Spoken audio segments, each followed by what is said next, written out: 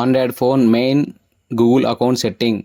Google accounts compulsory మీకు mail ID password గుర్తుండడం వల్ల మీకు సంబంధించినటువంటి డాటా కానీ ఫొటోస్ కానీ కాంటాక్ట్ నెంబర్స్ కానీ మనం రికవరీ చేసుకోవచ్చు.